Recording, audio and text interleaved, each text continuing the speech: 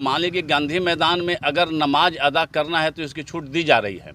आज भी कोई मौलाना आ जाए तो उनको हिंदू मुस्लिम की बात करने के लिए, तुष्टीकरण की बात करने के लिए, धार्मिक उन्माद फैलाने के लिए गांधी मैदान अलॉट किया जा सकता है। लेकिन धीरंधर धर्म की बात करने वाले जो भी हमारे धर्म के अनुयायी हैं, उनके लिए गांधी मैदान अलॉट नहीं करना, ये सरकार की क्या कहा जाए, कौन सी मानसिकता है, ये नीच मानसिकता को प्रदर्शित करता है। आप लोग लगातार कहते हैं कि बिहार में जंगल राज आ गया है, पार्ट 2 जंगल राज पार्ट 2 की संज्ञा देते हैं। जेडीयू के प्रदेश उपाध्यक्ष ललन पासवान जो पूर्व विधायक रह चुके हैं, वो कह रहे हैं कि पटना अब रहने लायक नहीं है, यही स्थिति रही तो मैं पटना छोड़कर जा सकता हूँ। ये तो हमारी पार्टी के सभी हमारे नेता कह रहे हैं। आपको भी दिखाई दे रहा है कि जंगल राज पार्ट 2 का रिटर्न हो चुका है, आगमन हो चुका है। अपराध का ग्राफ इतना बढ़ा है कि इसमें जो 2005 के पहले का स्थिति था वो पुनः वापस आ रहा है। तो इसको हम लोग जंगल राज पार्ट 2 ही कहेंगे। चाहे भ्रष्टाचार का मामला हो, चाहे अपराध का मामला हो, चाहे कई तरह की विभागीय लापरवाही का मामला हो, तो ये जंगल राज रिटर्न ही इसको कहेंगे। ललन पासवान जी ने जो कहा है, उनकी समझ जो भी है, वो हम लोगों ने भी कहा है कि जंगल राज रिटर्न हो चुका है।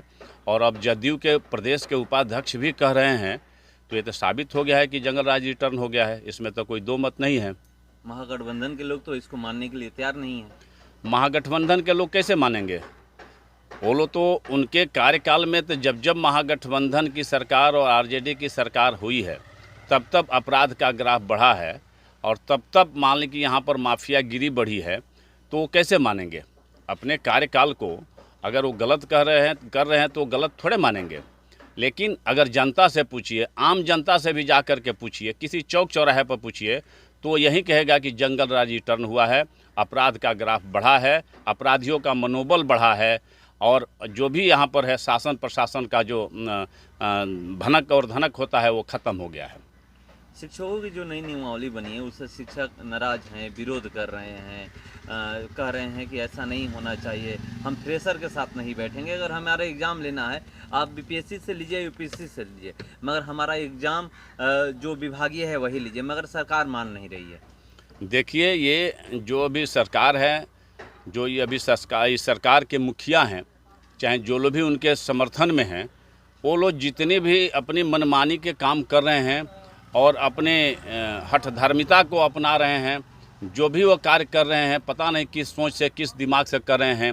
एक बार शिक्षकों की बहाली इसी सरकार में हुई है, पुनः उस शिक्षक बहाली की प्रक्रिया को बदली जा रही है। तो किस कारण बस इस तरह का हो रहा है, ये तो सरकार जाने, इसमें तो हम लोग कुछ नहीं कह सकते हैं। लेकिन शिक्षकों की मांग जो है उस पर भी विचार होना चाहिए। ये बताइएगा कि अभी धीरेंद्र शास्त्री आने वाले हैं, उनका बढ़ चढ़ के विरोध हो रहा है। तेज प्रताप यादव कह रहे हैं कि अगर वो आते हैं तो मैं विरोध करूंगा, अगर वो भाईचारा की बात करते हैं तो उनका स्वागत है, भाईचारा की बात नहीं करेंगे, हिंदू मुस्लिम की बात करेंगे तो हम विरोध करेंगे। और उनको पहले पटना गांधी मैदान जगह अलॉट होना था कि वहाँ यहीं पर अपना वो प्रवचन करेंगे, मगर जगह वो नहीं दिया गया, कहीं दूसरे जगह नौबतपुर में दिया गया है। तो क्या शास्त्री से जो महागठबंधन की सरकार एकदम माने ये तो माने कहा जाए इसको, मान लीजिए कि गांधी मैदान में अगर नमाज अदा करना है तो इसकी छूट दी जा रही है। आज भी कोई मौलाना आ जाए तो उनको हिंदू मुस्लिम की बात करने के लिए, तुष्टीकरण की बात करने के लिए, धार्मिक उन्माद फैलाने के लिए गांधी मैदान अलॉट किया जा सकता है। लेकिन धीरेंद्र शास्त्री जैसे सनातन धर्म की बात करने वाले जो भी हमारे धर्म के अनुयायी हैं, उनके लिए गांधी मैदान अलॉट नहीं करना, ये सरकार की क्या कहा जाए, कौन सी मानसिकता है, ये नीच मानसिकता को प्रदर्शित करता है। और धीरेंद्र शास्त्री जी को गांधी मैदान देना चाहिए था। ये शासन और प्रशासन की काम है। अपनी बात को कोई रखता है तो आप सुनने का हिम्मत रखिए कि वो क्या कह रहे हैं। ऐसा कोई कभी आप पूरे देश में धीरेंद्र शास्त्री जी घूम रहे हैं, कहीं उन्होंने तो दंगा नहीं भड़काया, उनके मीटिंग में कहीं दंगा फसाद तो नहीं हुआ। तो इसमें धार्मिक उन्माद फैलाने की, हिंदू मुस्लिम की बात की कहाँ से बात आती है? वो अपने सनातन धर्म की बात करते हैं। अगर हम सनातनी हैं तो उनका हम लोग समर्थन करते हैं। मुख्यमंत्री और उप मुख्यमंत्री कहते हैं कि हम हुआ है, धीरेंद्र शास्त्री को गांधी मैदान अलॉट नहीं किया गया है, तो क्या लगता है कि ये सबको साथ लेकर चलने वाले लोग हैं? देखिए, इससे इनकी मानसिकता स्वतः स्फूर्त सामने आ गई है कि इनकी मानसिकता क्या है। ये कहने के कुछ कहते हैं और करते कुछ हैं, और इनके मुंह में कुछ दूसरा रहता है और पेट में कुछ दूसरा रहता है, ये सामने आ गया है। और धीरेंद्र शास्त्री जी जो हमारे सनातन धर्म की बात करते हैं, उनका हम लोग समर्थन करते हैं।